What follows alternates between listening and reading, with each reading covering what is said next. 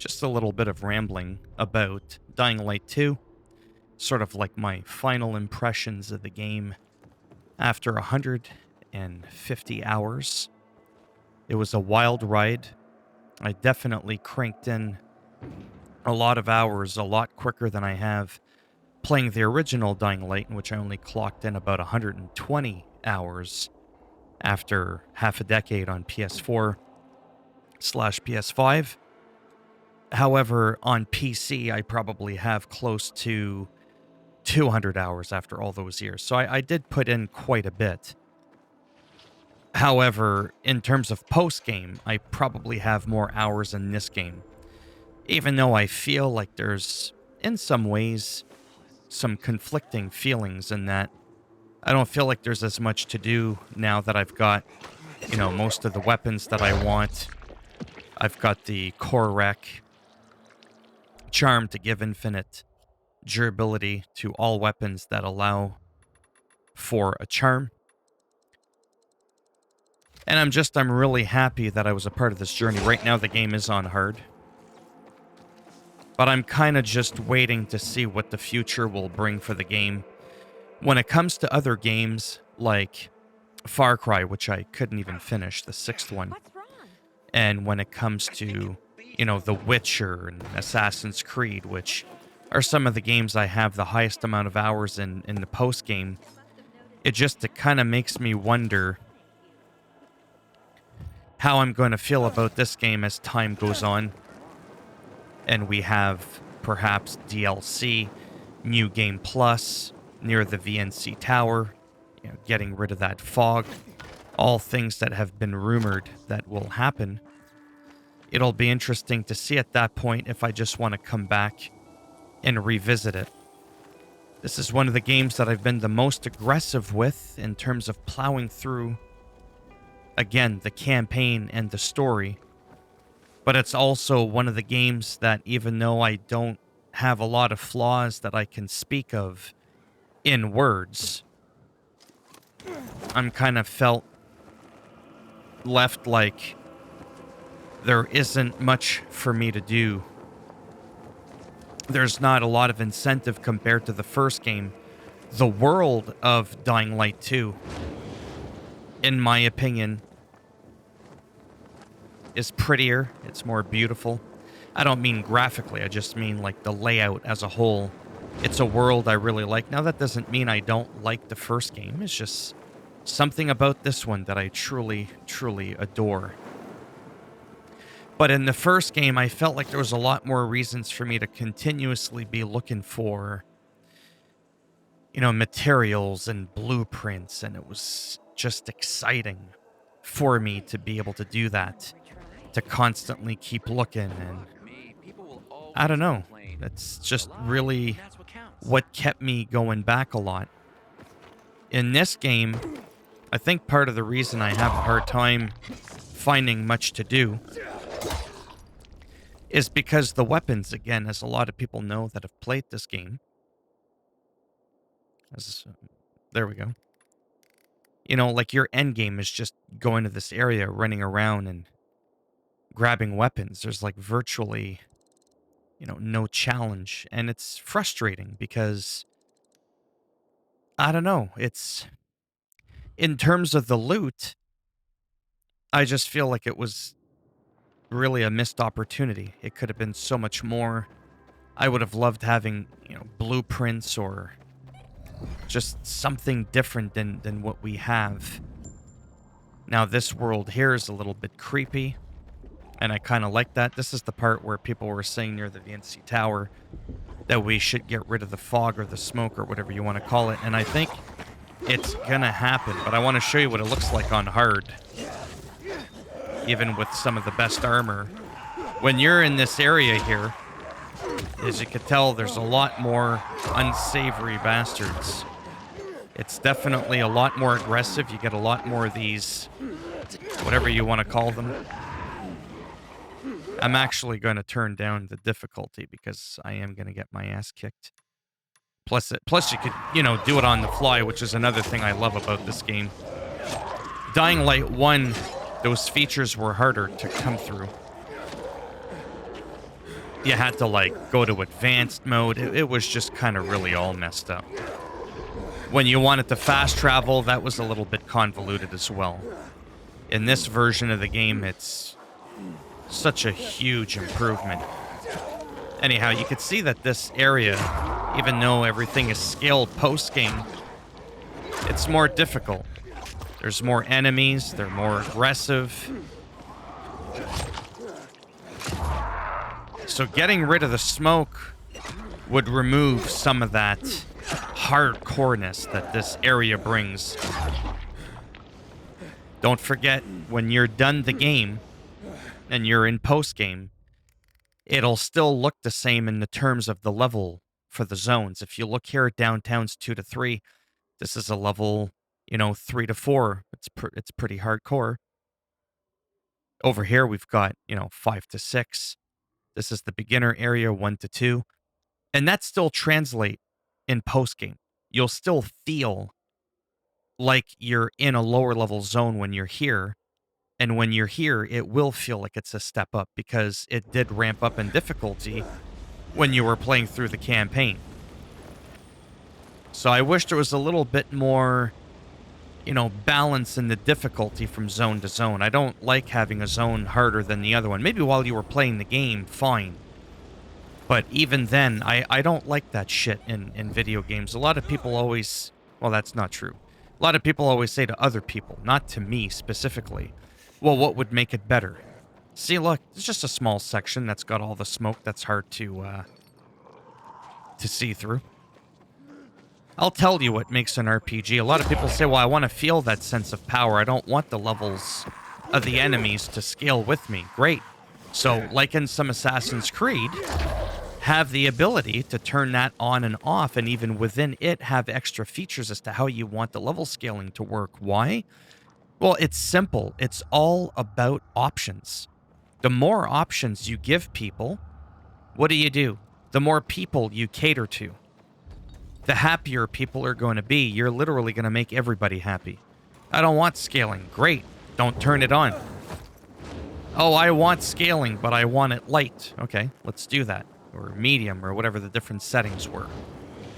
In this game, they should have done that because a lot of people don't like the scaling because they want to feel like their character's getting stronger. But in an RPG, I'll argue that even if there was forced level scaling, technically your character, your protagonist, whatever you want to call them, is becoming stronger because they're having more skills at their disposal. You're also becoming a more veteran fighter, so you're becoming better overall. Therefore, quote unquote, it does get a little bit easier, if that makes any sense. There's a lot of skills that you get in this game with the tree. Oh, I hope we don't run out of energy. Quick, quick, quick. So anyhow, so that's my take on the whole RPG element of things. But yeah, for just kind of cruising around, having a good time, I'm just being real. Red Dead Redemption, Grand Theft Auto, Skyrim, Fallout, Witcher, even Far Cry 5. Those are all games that I could just name off the top of my head. Oh, Days Gone. Did I say Witcher 3? I think so. Those are all games that it's kind of weird. I feel like I can play post-game more than this game, but yet this game in anything in the last almost 5 to 10 years was one of the most aggressive playthroughs I've ever experienced. And what I mean by aggressive is every day, 8, 9, 10 hours a day, boom, boom, boom, cranking in 150 hours plus into the game. That's what I mean by the aggressiveness there. But after, I feel like it kind of went, well, that was fun. And again, I think the main reason for that, it's not because the world is uninspiring. It's the loot. Again, I've made videos on this. People have seen this. You just walk by. How do you like that weapon? And you go, adios, I'm gone. We've got a guy with a trophy here that I need.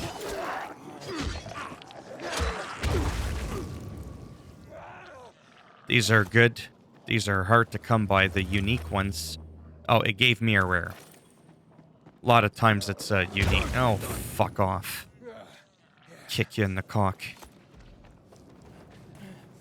But yeah, it's really not all that terribly difficult just to be running around grabbing some of the best loot. And it's kind of frustrating. I just wish it was different. I mean, even if you ignore the zombies and they come and they hit you, it's like, whatever. And to me, that's just not a challenge. And yes, I've done this. I've done this on hard, and obviously you'll take more damage. So it's going to be interesting to see what the future brings. 5+ years of development. Drop kick, bitch. That they're promising us. Yeah. Go ahead and grunt all you want. You grumpy motherfucker.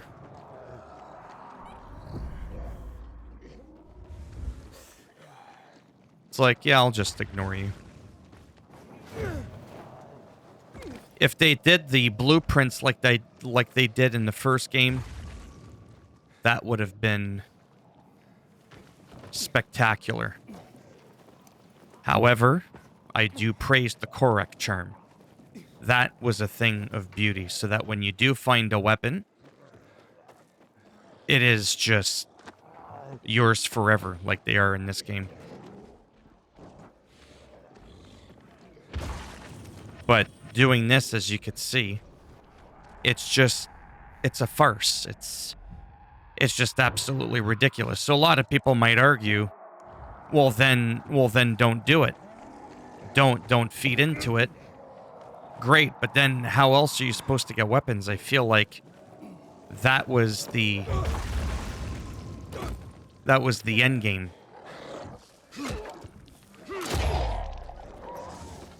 I don't really see another way. There's no dynamic, procedurally generated, missions or whatever that you can do that could potentially reward you with high-end shit.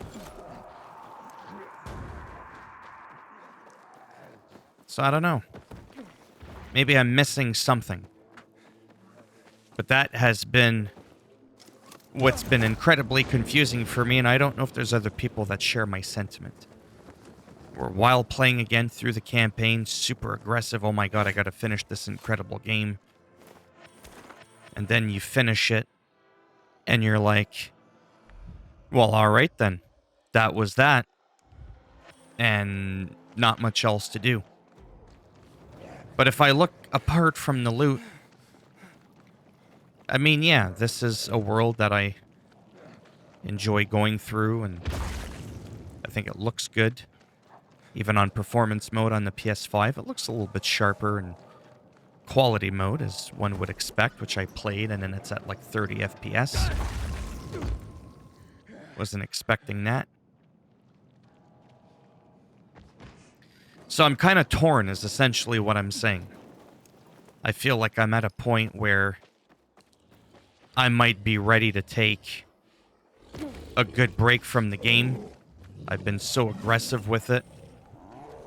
Wait for future updates. Keep up with how this game grows. See what comes of it. If there was a New Game Plus, I would probably do New Game Plus just because I'm hoping that it would allow us to keep what we had unlocked before. Maybe not.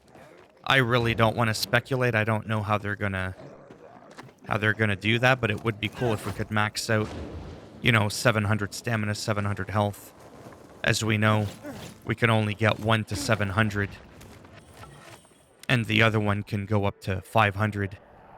Right now, I'm short on 3 inhibitors. I cannot for the life of me find the last 3, and I've done all of the GRE night expeditions, where you go and you kill a creature, the anomalies that you do at night. And I've done all the the facilities, the development centers, or whatever they're called, the quarantine buildings. I've done all of those. I've flown everywhere. We're clearly not everywhere, or I would have found the last 3 inhibitors, but I've done all the towers, and yeah, I'm just kind of like at a loss. See, like over here, it doesn't go all the way to, like, let's say here. So I would try to fly around here, just couldn't do it.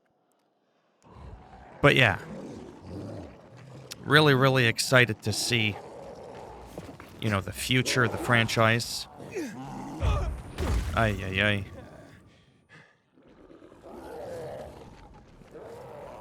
Yeah, yeah, yeah. You're angry. You can just kind of ignore them.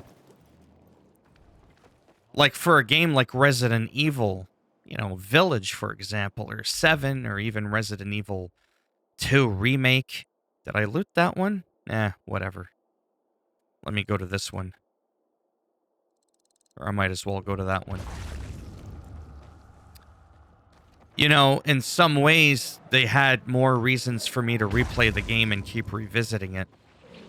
And I think that's the part of this game that I'm really struggling with. Only time will tell. I know I keep, like, running in circles there. I'm trying to think of, like, anything else I want to share. But there are a lot of good things about this game that makes this a worthy sequel. Oh, you're annoying. And you hit like my dead grandmother. Non-existent.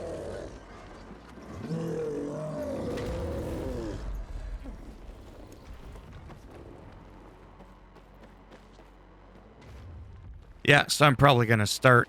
Maybe if I get the game, I'll be playing Elden Ring. That's going to be coming out in about a week. Whoops. What button did I just hit? There we go. Monster Hunter Rise on PC. I still want to play that a lot. I was using a trainer to get caught up with where I was on Switch. That's a game with a lot of incredible post-game replay value. As I call it, at least. But yeah, let me know down below in the comment section what you think. I just kind of wanted to do one of these last runs again really quick. It's been a while since I've done one. And I got lucky. Someone mentioned, and I agreed because I had noticed this too, of all these chests, it only seems like some of them tend to scale to level 9. But I could be wrong on that. It doesn't seem like all the chests are capable of giving you level 9 gear. Let's see if everything that I got right now. I only got one thing that was good. See, we've got my 432 one-hander, but that's been modified. And then we've got another one here at 356. Damage at night. That's interesting. I might put flame on it someday when I upgrade it. Anyways. I could talk forever. I really don't want to do that. I just kind of feel blah. I don't think I've ever played a game that I was so excited about to finalize my last statement. That I was so excited about, but yet where the hype for me died the quickest as well.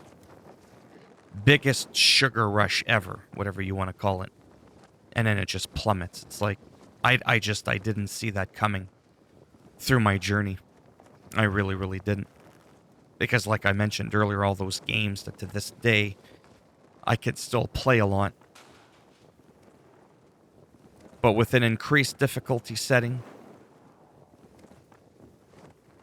some loot changes, New Game Plus with being able to keep our current existing shit,